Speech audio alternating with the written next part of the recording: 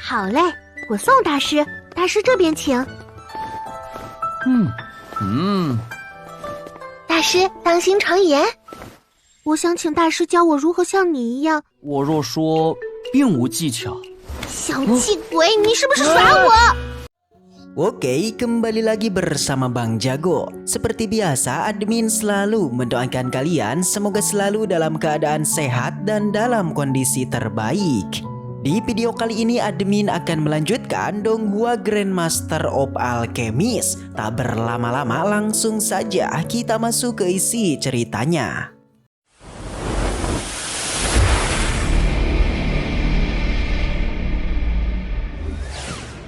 Setelah kesepakatan terjadi antara Yi Chen dan juga Tetua Liu, akhirnya kali ini mereka pun mulai bergerak untuk menjalankan rencana epik dalam melawan kepicikan keluarga Lin.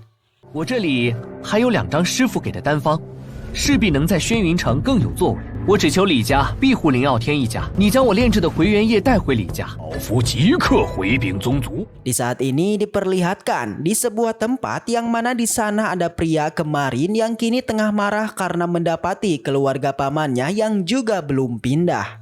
Seperti diketahui, kedatangannya ke tempat ini tiada lain dan tiada bukan, itu adalah untuk melakukan sebuah rencana yakni mengajak pamannya alias Aotian untuk kembali ke keluarga Lin. Tapi sampai saat ini, Aotian belum juga bergerak hingga membuatnya menjadi kesal. Di sela perbincangan mereka, tiba-tiba sesuatu terjadi yang itu adalah gebrakan kemunculan Yi Chen yang berani menantang orang ini yang diketahui bernama Lin Sijun. Menurut Yi Chen, kedua orang ini telah ia kalahkan karena diketahui melakukan pengintipan atas perintah dari Sijun. Di saat ini Lin Sijun masih kebingungan itu tentang seseorang yang tiba-tiba muncul di depannya ini. Tapi karena dirinya sudah merasa kesal, lantas ia pun segera berencana menghajarnya karena telah berani membantai 2 anak buahnya. Namun Yi Chen tak tinggal diam dan ia membalikan semua ocehan dari Lin Sijun yang menurutnya merekalah yang memulainya pertama kali, yaitu menjebak Aotian hingga melakukan rencana pembunuhan.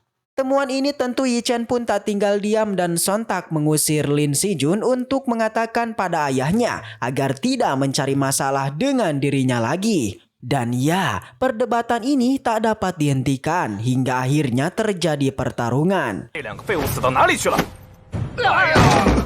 你在等这2个狗腿子给你报好消息吗？你好大的胆子！图杀人灭口在后，以为我们会坐以待毙吗？日后再让你爹去陪你。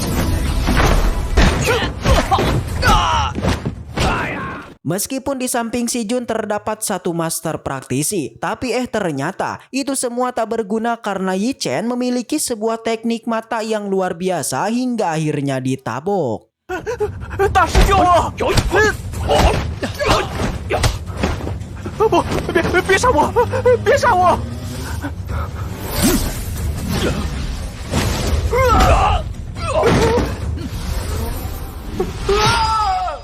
Setelah mengajar semua antek keluarga Lin, Yi Chen pun melanjutkan perjalanannya untuk pergi ke keluarga Li. Di perjalanan, ia mengingat Tetua Liu yang memberitahu kalau keluarganya bersedia bekerja sama dengan bos Yi Chen. Dikatakan pula keluarga Li akan mengirim beberapa praktisi untuk menjemput Yi Chen dalam kepindahannya ke kota Suanyun.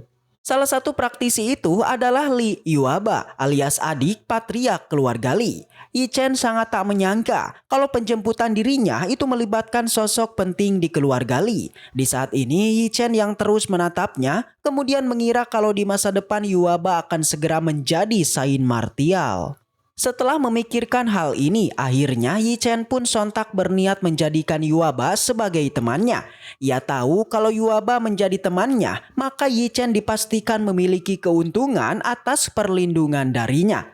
Yi Chen yang sedari tadi menatapnya tentu Yuaba menjadi tidak senang dan menanyakan kenapa Yi Chen terus saja menatapnya. Yi Chen alih-alih menjawabnya justru ia malah memberikan sebuah artefak seperti giok yang itu adalah sebuah teknik latihan ilmu bela diri.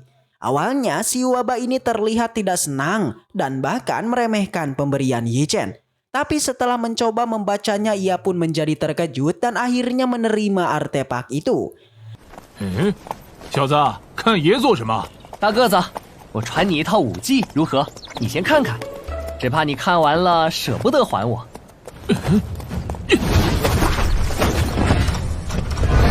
呀，这武技够痛快，够霸气，爷喜欢。 Singkat cerita, mereka akhirnya sampai di kota Xuanyun, tepatnya di kediaman keluarga Li. Namun sebelum masuk ke kediaman keluarga Li, di sana Yuaba yang penasaran kemudian meminta lagi artefak lainnya dari bos Yi Chen. Tapi Yi Chen tak memberikannya karena ia ingin Yuaba mempelajari terlebih dulu ilmu yang sebelumnya telah diberikan. Mendengar itu Yuaba pun mengerti dan ia pun berjanji untuk melindungi Yi Chen selama berada di kota ini. Tepat di sela perbincangan itu, tiba-tiba muncul beberapa anggota keluarga Li, tepatnya patriark keluarga Li yang datang menjemput Yi Chen. Ia tahu tentang kejeniusan Yi Chen yang bisa membuat sebuah cairan spiritual, oleh karena itu ia menghormatinya hingga bersedia untuk menjemputnya. Patriark keluarga Li yang bernama Li Yuanpei kemudian mengajak bos Yi Chen segera masuk ke kediamannya. Setelah memasukinya, bos Yi Chen lantas memberikan sebuah resep yang sebelumnya dijanjikan kepada tetua Liu jikalau keluarga Li bisa bekerja sama dengannya. Dikatakan resep yang tertulis ini merupakan resep pembuatan pil pemulih esensi dan pil energi darah. Langsung saja seorang kepala alkemis yang bernama Ran Rui sontak memeriksa isi dari resep itu dan ternyata, ya, dirinya menjadi kaget bukan kepalang. Dan merasa tak percaya dengan seorang pemuda yang ternyata memiliki sebuah resep pil obat yang luar biasa. Ran Rui yang penasaran tentu menanyakan identitas Yi Chen hingga identitas gurunya yang langsung menyebutnya seorang alkemis. Tapi jelas Yi Chen tak menjawabnya dan hanya mengatakan kalau gurunya itu hanyalah seorang pengembara dan dirinya juga tak diizinkan untuk menyebutkan nama gurunya itu. Setelah mendengar itu, kedua tetua pun mengerti dan pembicaraan beralih dengan menanyakan tentang pembuatan air esensi. Mereka tentu ingin sekali mengonfirmasi tentang siapakah pembuat sesungguhnya dari air ajaib tersebut. Dengan mengeluarkan bahan obat, Yi Chen kemudian berusaha menjawabnya dengan sebuah keterampilan yang sontak keduanya pun menganga dikala melihat teknik pemurnian pil yang dikeluarkan Yi Chen. 这，秦公子先前送来的药液。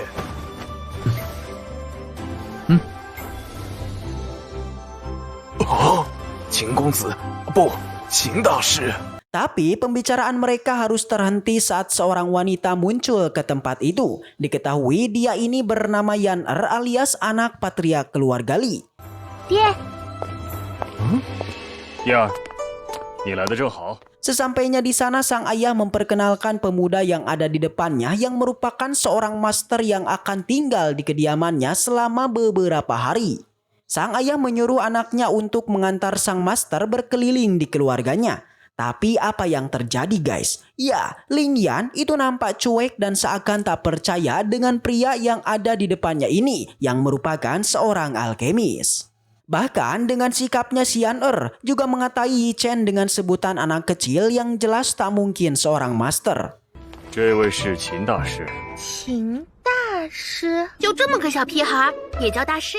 Sontak sang ayah juga langsung memperingatkannya kalau anaknya itu tak boleh berkata kasar kepada sang master. Tapi masih saja anaknya masih tak mau meminta maaf. Sampai akhirnya Yi Chen kemudian memperkenalkan diri dan mengungkapkan nama aslinya. 在下请奕晨，小姐叫我奕晨就可以了。 Xian Er ternyata tak menghiraukannya dan segera melakukan apa yang diperintah ayahnya, yaitu mengantarnya untuk berkeliling. Singkat cerita, mereka pun sampai di sebuah tempat yang itu adalah ruangan alkemis yang sangat luas. Di sana juga terlihat para alkemis yang saling berdiskusi untuk melakukan pembelajaran pembuatan obat. Dengan pedenya, Xian Er mengenalkan ruangan alkemis keluarga Li yang menurutnya ruangan ini merupakan ruangan terbesar yang pernah ada. 没见过这么大的吧？ Setelah mengatakan itu, Xian Er menatap Yi Chen yang juga ia pun kembali menanyakan tentang apakah Yi Chen merupakan seorang master yang dikatakan ayahnya.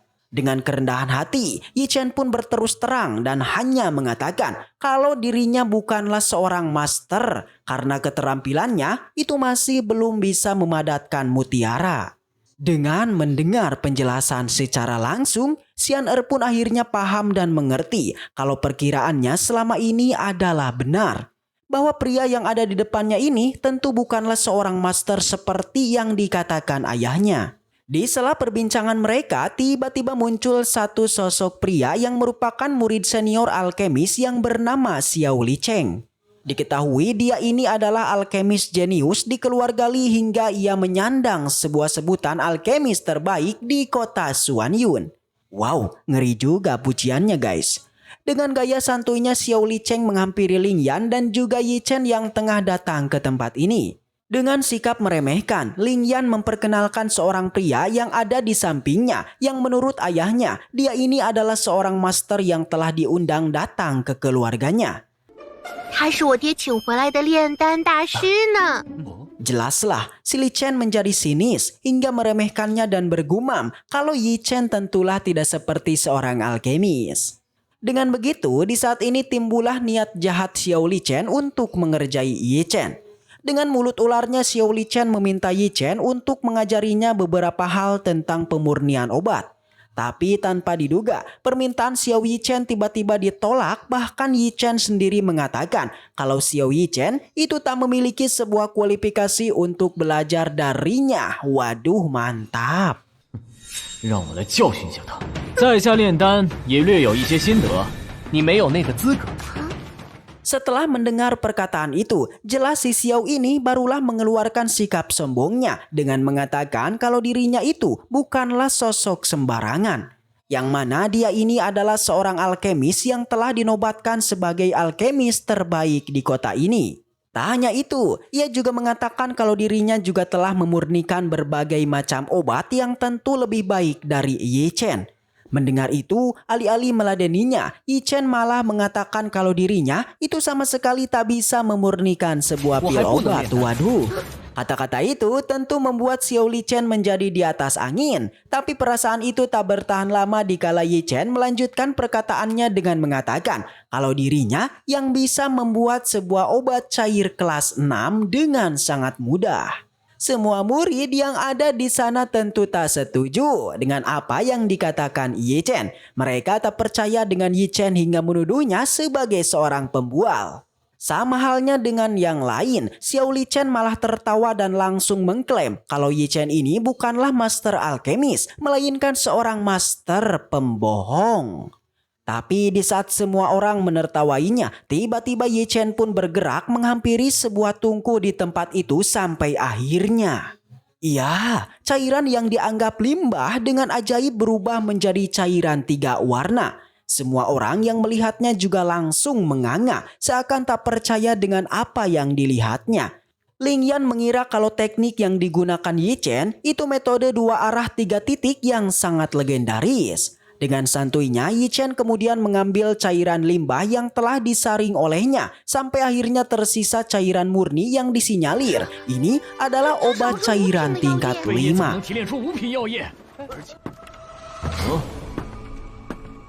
你搞什么呀？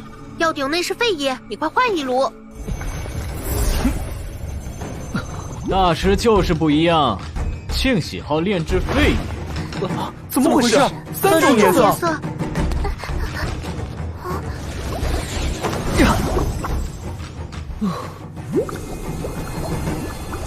难道是冉瑞大师说的2流3分法？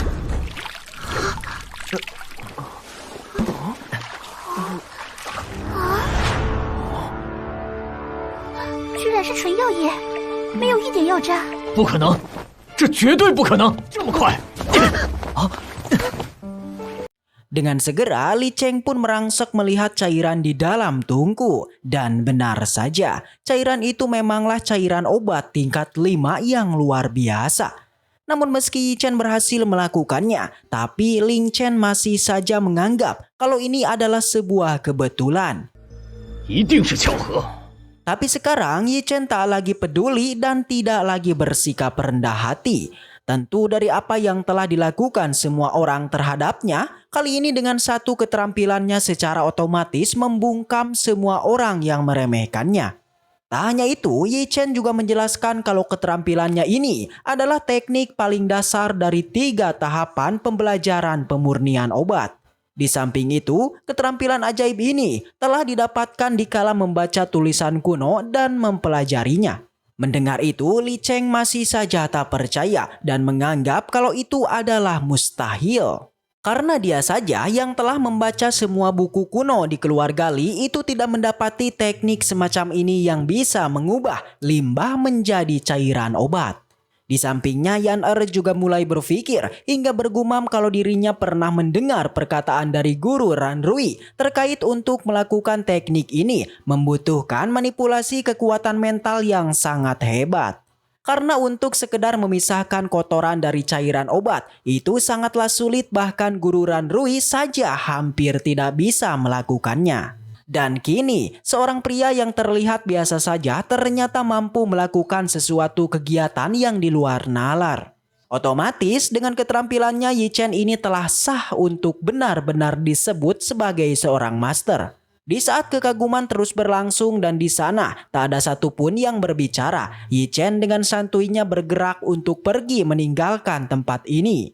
Di perjalanan sudah jelas guys, Yan Er kini berbalik mengagumi Yi Chen setelah sebelumnya ia telah meremehkannya.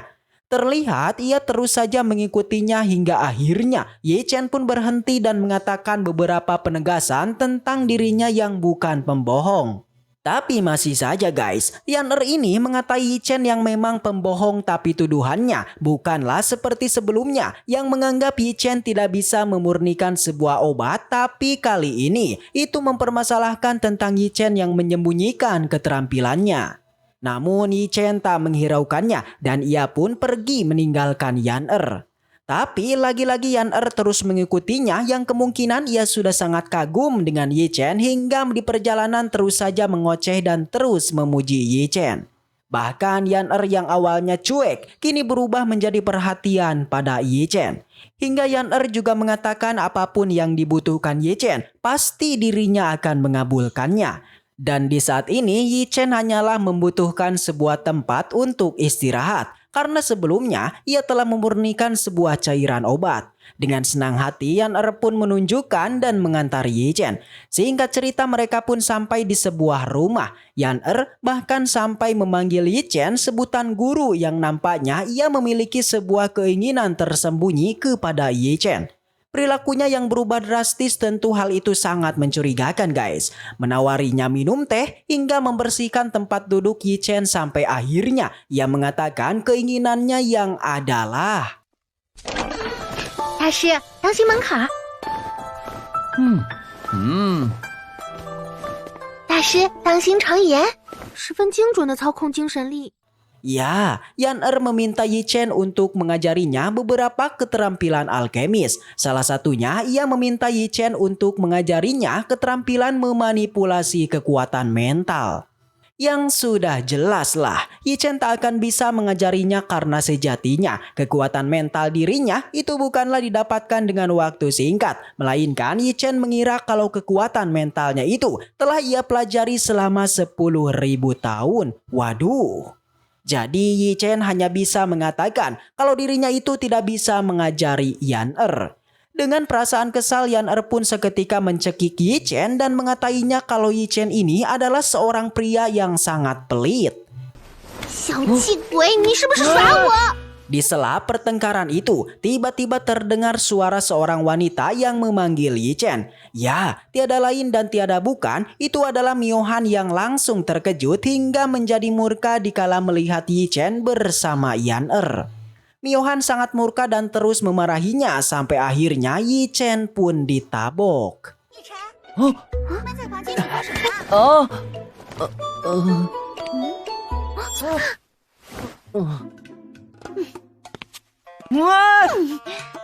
妙涵姐，误会。是他欺负我。 Scene pun berpindah di kediaman keluarga Lin. Terlihat di sana terdapat sosok petinggi keluarga Lin alias Lin Aoqing. Di balik jendela muncullah seorang prajurit yang mengabarkan kalau anaknya Lin Sijun telah tewas. Selain itu, prajurit ini juga mengabarkan tentang informasi Lin Aotian yang telah pindah ke kota Suanyun. tepatnya di kediaman keluarga Li. Jelas mendengar dua berita buruk membuat dirinya menjadi murka dan langsung bersiap untuk membalas dendam. Di sisi lain di kediaman keluarga Li, kita juga diperlihatkan Yuaba yang melakukan latihan yang diberikan Yi Chen. Perlu diketahui, kekuatan yang dilatihnya ternyata bukanlah teknik sembarangan hingga Patriark Li saja itu menjadi sangat kagum. Ia mengatakan kalau teknik palu ini sangatlah kuat dan sangat sulit untuk menemukannya. Beruntung keluarga Li akhirnya bertemu dengan bos Yi Chen yang merupakan pemuda jenius dan juga cerdas. Dengan itu Patriark keluarga Li kemudian berterima kasih kepada Aotian karena telah membantu keluarga Li menjadi semakin kuat. Tentu selain berterima kasih, Patriark keluarga Li juga mempersilahkan Aotian dan bos Yi Chen untuk melihat-lihat keluarga Li. Yuaba juga antusias mengantarnya karena dipastikan ia memiliki niatan lain bertemu Yi Chen yang tiada bukan itu adalah meminta lagi teknik-teknik dari Yi Chen. Dan singkat cerita Yuaba pun mencari Yi Chen dan akhirnya waduh bersambung. Baiklah mungkin segitu aja untuk pembahasan kali ini dan semoga kita selalu diberikan kesehatan untuk Donghua ini. Dan sampai jumpa di video selanjutnya. See you next time and seperti biasa salam para jagoan.